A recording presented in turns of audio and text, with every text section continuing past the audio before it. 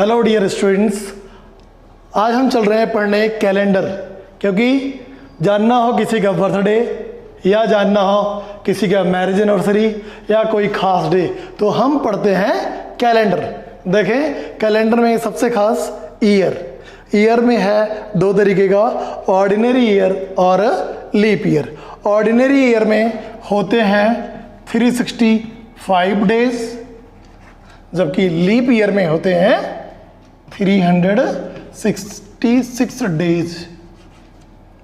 और हमें leap year पता करने के लिए हम 4 से डिवाइड करें, जो ईयर 4 से डिवाइड हो जाए उसे हम बोलते हैं लीप ईयर। लाइक 2000, 2004, 2008 या 2012 ऐसे।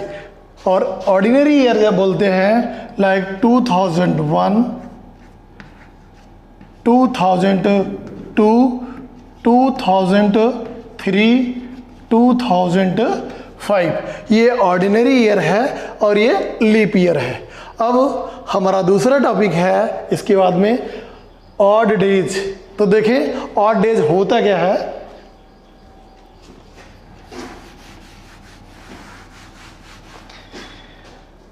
अगर हम 365 डेज को 7 से डिवाइड करें, 7 से क्यों?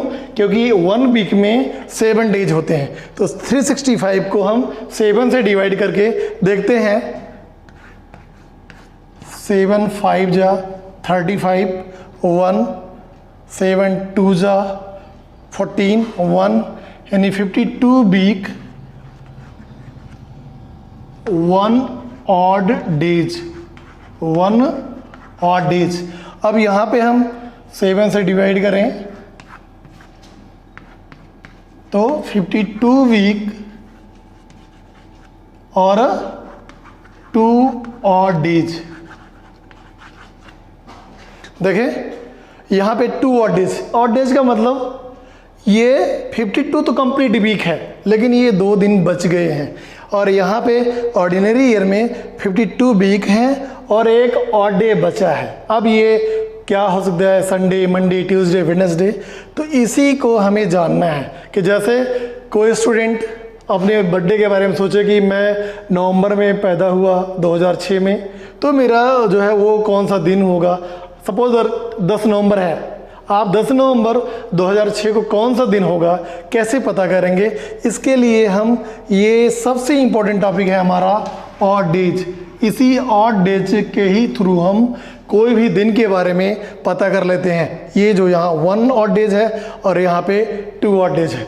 देखें मैंने एक और चीज़ लिखा है यहाँ पे, जनवरी, फरवरी, मार्च, अप्रैल, मई, अप्रैल के बाद में ये मई और जून। जैन, फेब, मार्च, अप्रैल, मई, जून, जुलाई, अगस्त, सितंबर, अक्टूबर, नवंबर, दिसंबर।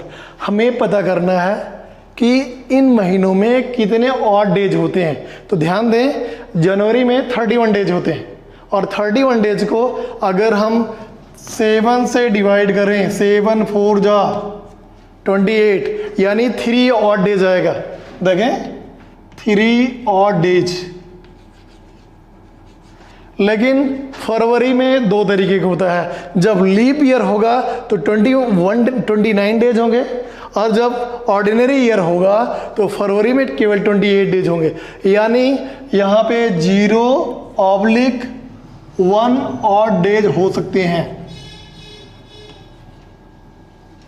अब मार्च में कितने दिन होते हैं? 31। तो 7 से डिवाइड करेंगे तो हमें फिर से वही 3 ऑड डेज मिलेगा।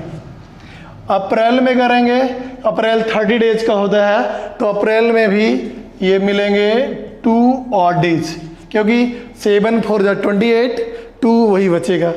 अब देखें नेक्स्ट मई में। देखें मई में भी 31 डेज होते हैं, तो मई में भी 3 ऑड डेज आएंगे। और जून 30 का होता है, तो जून में आएंगे 2 ऑड डेज। जुलाई 31 का होता है, तो जुलाई में भी 3 ऑड डेज होंगे। जुलाई में 3 ऑड डेज। अगस्त में भी 31 डेज होते हैं, तो यहाँ भी होगा 3 ऑड डेज। और अगस्त के बाद में सितंबर में 30 डेज होते हैं, तो 7 से डिवाइड करेंगे, 7 4 जा 28, 30 को डिवाइड करिए 7 से, 7 4 जा 28, तो 2 ऑड डेज बचता है हमारा, 2 ऑड डेज, यानी सितंबर में भी आएगा 2 ऑड डेज।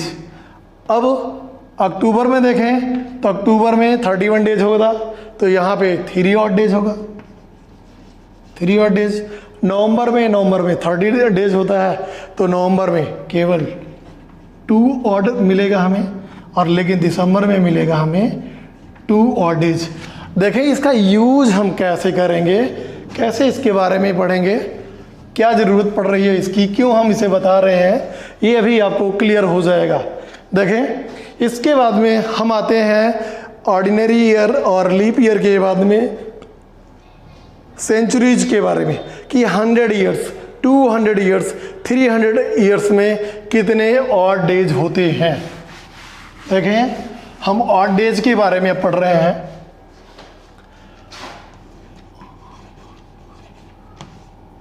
ऑड डेज देखें, अगर हम एक 100 ईयर्स के बारे में सोचें, 100 ईयर्स के बारे में, तो 100 ईयर्स में 76 ऑर्डिनरी ईयर होते हैं, ऑर्डिनरी ईयर 76 होते हैं, और 24 लीप ईयर होते हैं।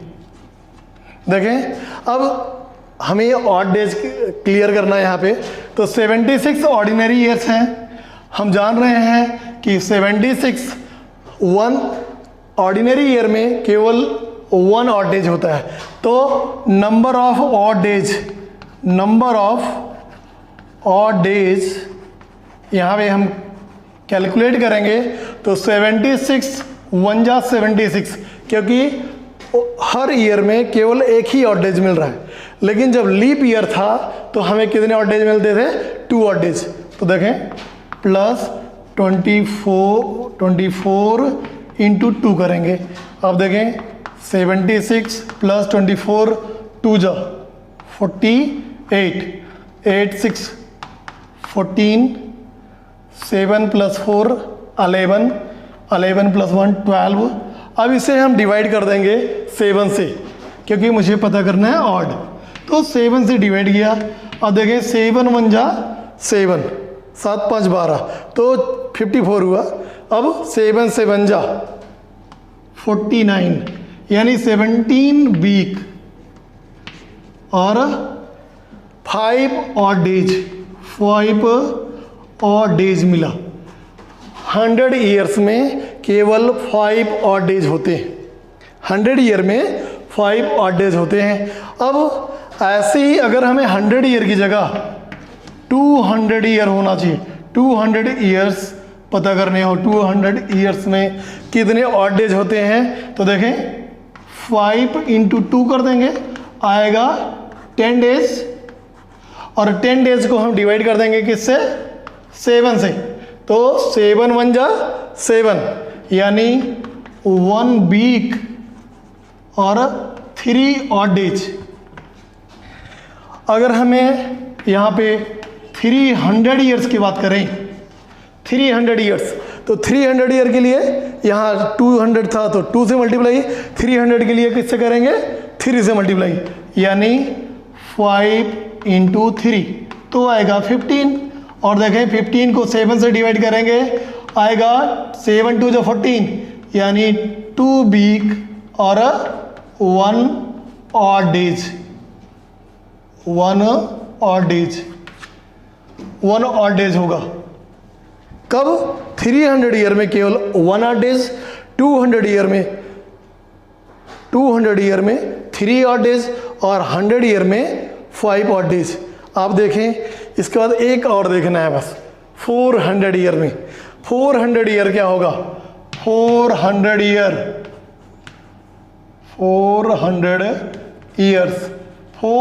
ईयर्स, क्योंकि ये ऑलरेडी लीप ईयर है, तो इसमें क्या करेंगे हम, इसे 5 इंटू 4 से मल्टीप्लाई करेंगे और जोड़ देंगे +1। क्यों जोड़ देंगे +1, क्योंकि ये लीप ईयर है। और 5 4 जा 20, 20 + 1 यानी क्या आया 21 को डिवाइड करेंगे 7 से, इसमें आएगा 0 ऑड डेज। कितना आया 0 ऑड डेज। 400 ईयर में आया 0 ऑड डेज, 100 ईयर में आया 5 ऑड डेज, 200 ईयर में आया 3 ऑड डेज और 300 ईयर में आया 1 ऑड डेज। और ये नंबर हमेशा रिपीट होगा। कैसे? अगर आप जानना चाहें कि 100 ईयर तो 500 ईयर में क्या होगा, तो फिर तो वही 5 ऑड डेज, 600 में क्या होगा 3 ऑड डेज, फिर 700 में क्या होगा 1 ऑड डेज, फिर 800 ईयर में क्या होगा 0 ऑड डेज। ऐसे ही हम पता करते रहेंगे।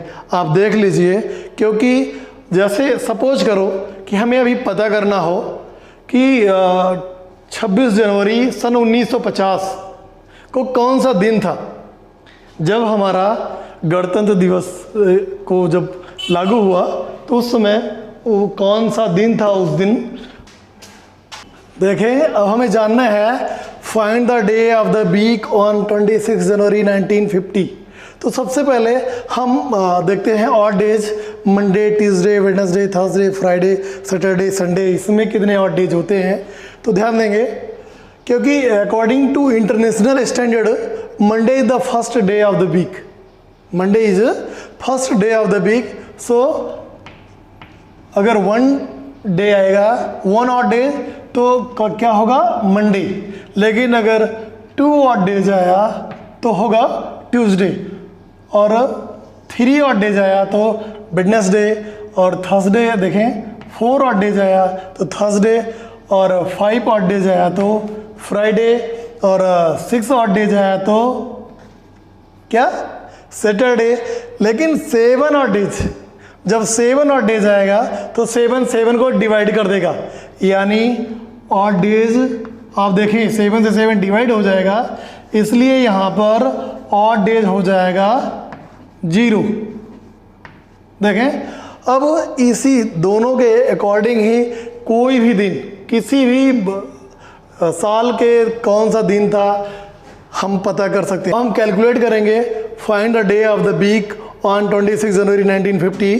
तो ऑड डेज के लिए, ऑड डेज में हम देखें, सबसे पहले इसे तोड़ेंगे 1600 प्लस 300 प्लस 49 ईयर्स प्लस ये 1950, यानी उस साल में केवल 26 दिन ही पूरे हुए हैं। और 26 को अगर हम 7 से डिवाइड करें तो 7 3 जा 21, यानी ऑड डेज हमारे मिलेंगे 5 केवल, प्लस आएगा 5। आप देखें 1600 में कितने ऑड डेज होते हैं 0, 300 में होते हैं ऑड डेज 1, 49 ईयर्स, 49 ईयर में 2 तरीके के ईयर हैं, एक तो ऑर्डिनरी ईयर है और दूसरा लीप ईयर। तो ऑर्डिनरी ईयर और लीप ईयर को कैसे पता करें, इसे हम 4 से डिवाइड कर दें तो हमें लीप ईयर पता चल जाएगा। 49 को 4 से डिवाइड कर रहे हैं तो देखें आएगा 12 कि और 1 ईयर बच जाएगा, यानी कि इसमें 12 लीप ईयर है और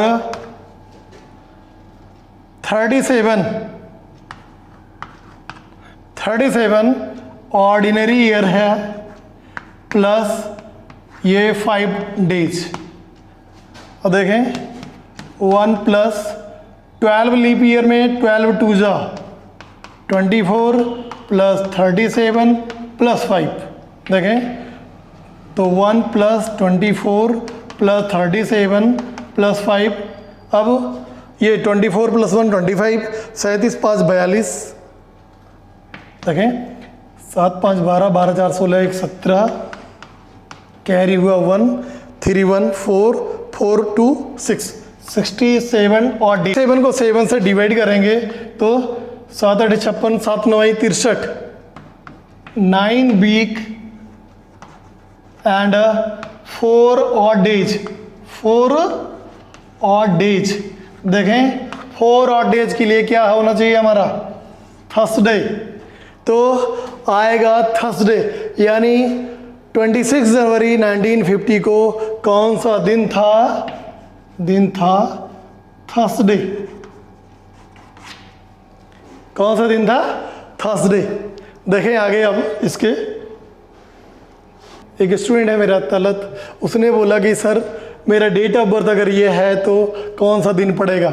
उसने बताया मुझे कि सर 2 नवंबर 2006, 2 नवंबर 2006 हमारा बर्थडे है, तो ये कौन सा दिन था, कैसे कैलकुलेट करें। तो देखें इसे कैलकुलेट करने के लिए हम केवल कैलकुलेट करेंगे ऑड डेज, और ऑड डेज कैलकुलेट करने के लिए कैसे करेंगे, 2006 की बात है इसलिए हम इसमें ऐसे स्प्लिट करेंगे, पहले 2000, फिर उसके बाद में 2000 के बाद में 6 साल, तो 5 ईयर्स, और फिर ये 2006 की बातें हैं तो इसमें 2 नवंबर की बात है, यानी जनवरी फरवरी मार्च अप्रैल मई जून जुलाई अगस्त सितंबर अक्टूबर नवंबर तक है।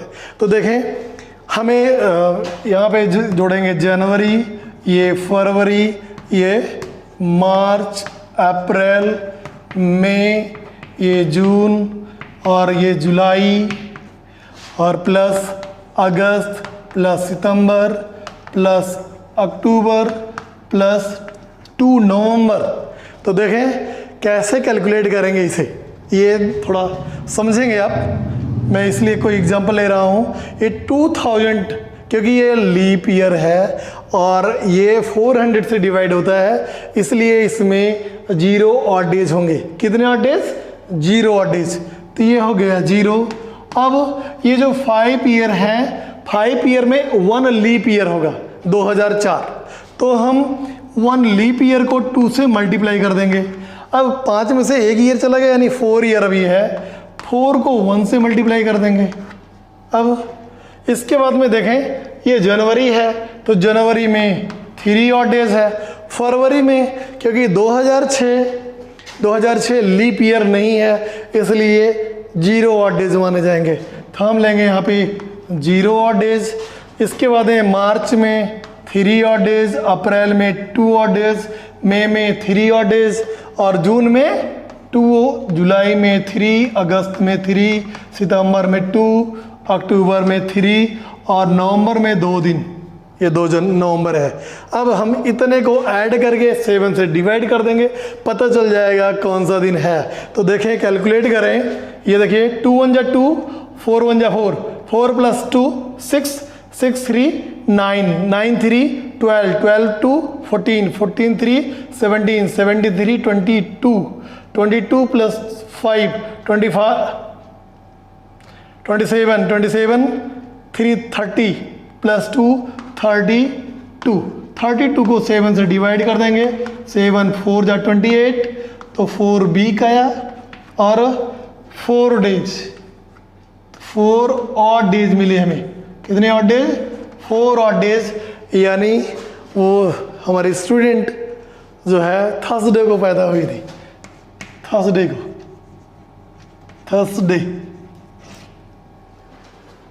अब इसमें एक खास बात और भी, जैसे कि सपोज एट कि वो सोचे कि 2006 में मैं पैदा हुई थी तो उस दिन थर्सडे था, तो यार मेरा अगला बर्थडे ये 2 नवंबर 2007 को कौन सा दिन रहा होगा। तो क्या करेंगे हम, 2007 की बात करें तो 2007 में केवल एक दिन ऐड होगा, थर्सडे में 1 डे ऐड कर दें तो क्या हो जाएगा हमारा फ्राइडे। क्या होगा? फ्राइडे। लेकिन अगर हम सोचें कि 2008 में उसका कौन सा दिन पड़ा होगा, तो 2008 में अगर देखें तो 2008 ये क्या है? ये है लीप ईयर। तो लीप ईयर में हम इसे जो है 2 दिन आगे बढ़ेंगे, क्योंकि जो फरवरी थी वो 29 की थी, तो फ्राइडे से हम आगे 2 दिन और सोचें तो सैटरडे संडे, यानी क्या 2 नवंबर 2008 को संडे पड़ा। और अब ऐसे ही अगर आगे बढ़ेंगे तो 2 डेज गेन करेंगे और पीछे जाएंगे लीप ईयर से तो 2 डेज लॉस भी करेंगे। अगर 2008 को संडे है 2 नवंबर को, तो 2007 में 2 दिन पीछे जाएंगे, 2007 में फ्राइडे होगा, और 2006 6 में आपने देखा थर्सडे था, कैसे कैलकुलेट किया आप देखें। आपको एक एग्जांपल और देते हैं तो आपको ज़्यादा क्लियर समझ में आ जाएगा।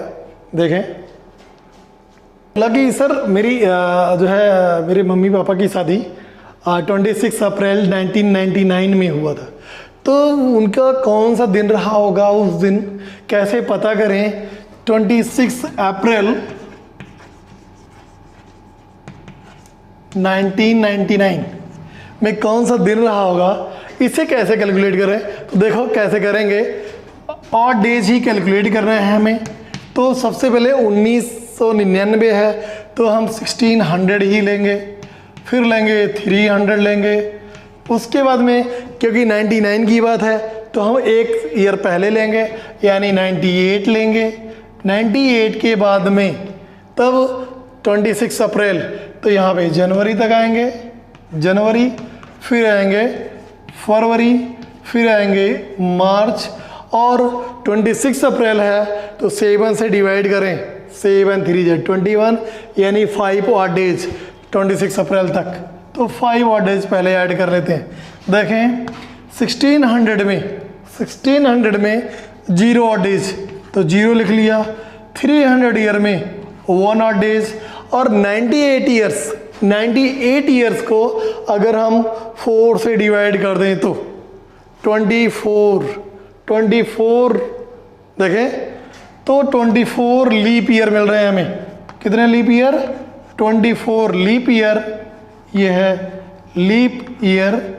और 24 अगर माइनस करें यहाँ तो 8 - 4 तो 4, 9 - 2 तो 7, यानी 74 ऑर्डिनरी ईयर्स मिल रहे हैं, ऑर्डिनरी।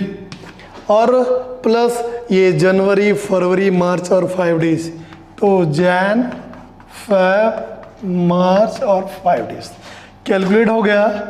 ये आया 1, 24 लीप ईयर, तो लीप ईयर में 2 ऑड डेज, 24 2 जा 48 प्लस 74 ऑर्डिनरी ईयर्स, तो उसमें 1 ये होते हैं। और जनवरी में 3 ऑड डेज, फरवरी में 0, लेकिन देखना पड़ेगा कि 1999 लीप ईयर है या नॉन लीप ईयर, तो अब ये लीप ईयर नहीं है इसलिए 0 ऑड डेज। और मार्च में हमारे 3 और ये 5 है अप्रैल के।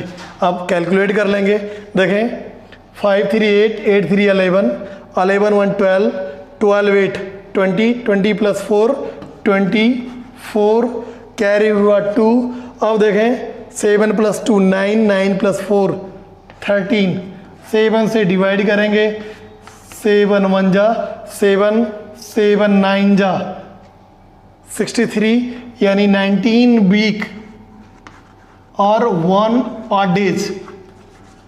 तो जिस स्टूडेंट ने पूछा था हमसे कि 26 अप्रैल 1999 को हमारे मम्मी पापा की शादी हुई तो वो कौन सा दिन होगा, होगा वो दिन मंडे, क्योंकि 1 ऑड डेज पे आएगा मंडे।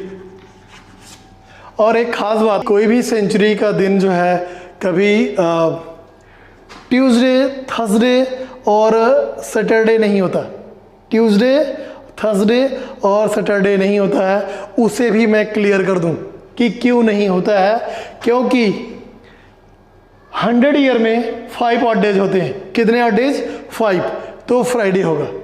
अगर 200 ईयर्स की बात करें तो 200 ईयर्स में 3 ऑड डेज होते हैं, यानी तब वेडनेसडे होगा। और अगर हम 300 ईयर की बात करें तो 1 ऑड डे होता है, यानी मंडे होगा। मतलब हुआ कि फ्राइडे हो सकता है, वेडनेसडे हो सकता है, मंडे हो सकता है। लास्ट दिन, लास्ट डे ऑफ सेंचुरी में भी फ्राइडे, वेडनेसडे और मंडे।